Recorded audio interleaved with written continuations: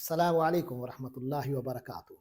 कुरान मजीद समझने और अरबी ज़बान सीखने का ये सिलसिला हमारा चल रहा है। इसमें कोशिश होती है कि एक एक आयत को समझें और उसके अल्फाज को इस तरह सीखें कि आइंदा कभी भी वाक़े हों तो हम उन्हें जानते हों। और हल्की फुल्की एक ग्रामर भी चल रही है, तो लिहाजा कुरान की रोशनी में अल्फाज कुरानिया के को सीखते हुए हम अरबी ज़बान भी सीख रहे हैं। आज हमारे सामने दो आयत हैं, सूरतुल बकरा की आयत 205 और 206।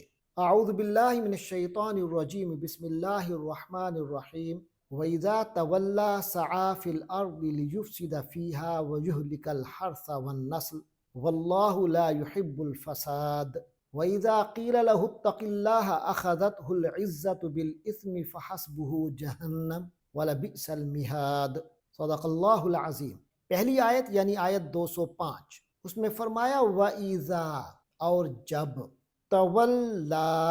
ये तवल्ला दो मानी आते हैं, इनको समझ लीजिए, फिर आगे भी इन पर बात आएगी। एक तो विलायत जो होती है यानी जिम्मेदारी, हुक्मरानी के मानी में भी आ जाता है। तो तवल्ला वो शख्स जो जिम्मेदार बन गया, जिसके हाथ में कुछ इक़्तिदार आ गया, तवल्ला एक ये माना है। और एक तवल्ला का माना मुंह फेर लेना भी है, तवज्जो हटा लेना, वापस चला जाना। यानी कहीं बंदा बैठा है, तवल्ला, फिर वापस चला गया, ये तवल्ला। तो यहाँ ये दोनों मानी मुमकिन है। तो ज़्यादातर मुफस्सिरीन ने दूसरा माना जो मैंने अभी बताया कि उठकर चला गया, ये माना किया है। फरमाया वइज़ा तवल्ला, और जब वो उठकर चला जाता है, इज़ा की वजह से हम हाल में माना कर रहे हैं। और अगर दूसरा माना करें वइज़ा तवल्ला, जब उसे इक़्तिदार मिल जाता है, फिल अर्द, ज़मीन में। वइज़ा तवल्ला फिल अर्द, और जब ज़मीन में उसे इक़्तिदार मिल जाता है, सआ फिल अर्द, हाँ, वइज़ा तवल्ला, और जब वो उस पर इक़्तिदार मिल जाता है उसे, सआ, तो फिर कोशिश शुरू कर देता है, कोशां रहता है, तगोदो में रहता है, फिल अर्दी, ज़मीन में। और अगर मुंह फेरना है तो जब मुंह फेर लेता है यानी आपकी महफिल से चला जाता है, सआ फिल अर्द, तो फिर ज़मीन में वो तगोदो करने लग जाता है। किस चीज़ की? लियुफ़सिदा, फसाद से। फसाद के मानी एक निज़ाम को ख़राब करना। अफ़सादा, उसने फसाद बर्पा की। युफ़सिदु, वो फसाद बपा करता है। लियुफ़सिदा, ताकि वो फसाद करे। फ़ी हा, उसमें, उससे मुराद ज़मीन, अल अर्द मुअन्नस है, लिहाजा हा की ज़मीर आई है। लियुफ़सिदा फ़ीहा, ताकि वो उसमें फसाद करे। उसकी सारी तगोदो इसी में होती है कि वो ज़मीन में फसाद करे। अगर उसे तवल्ला के मान हुक्मरानी करें, तो जब उसे हुक्मरानी मिल जाती है तो उसकी सारी तगोदो ज़मीन में फसाद की होती है। और अगर मुंह फेर कर आपकी महफिल से चला जाता है तो फिर यह है कि फिर उसके बाद वो सारी उसकी चिकनी चुपड़ी बातें और चापलोसी वगैरह के बाद और ईमान के दावों के बाद, लेकिन जब जाता है अपने कामों में निकलता है तो फिर उसका सारा काम होता है फसाद पैदा करना। वयुहलिकल हर्स वन नस्ल, और फसाद की एक शक्ल सामने आई, वयुहलिकल हर्स, और ये कि वो हलाक करता है अल हर्सा, खेती को, खेतियां तबाह कर देता। वन नस्ल, और मवेशियों की नस्ल जो है उसको तबाह कर देता है। जबकि हकीकत यह है कि वल्लाहु ला युहिब्बुल फसाद, और अल्लाह तबारक व तआला जो है वो ला युहिब्बु, वो पसंद नहीं फरमाता, अल फसाद, फसाद को पसंद नहीं करता अल्लाह तबारक। ये इस आयत का तर्जुमा है। और दूसरी आयत में फरमाया वइज़ा, और जब, कीला, कहा गया, तो इज़ा की वजह से कहा जाता है। वइज़ा कीला, और जब कहा जाता है, लहू, उस शख्स को, यानी जो फसाद करता है, नस्लें तबाह कर देता है, फसलें तबाह कर देता है, तो जब उसे कहा जाता है इत्तक़िल्लाह, इत्तक़े, तक़वा इख्तियार कर, डर अल्लाह, अल्लाह से।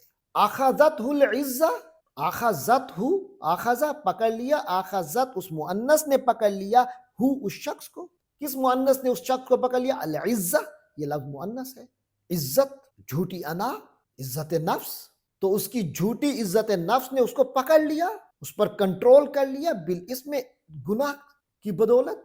तो गुनाह पर वो और ढीठ हो जाता है। फ़हस्बुहु जहन्नम, तो हस्ब काफ़ी है, हु उस शख्स के लिए, जहन्नम, जहन्नम काफ़ी है। वाला बिअसल मिहाद, और बहुत ही बुरा मिहाद, بچھونا ہے۔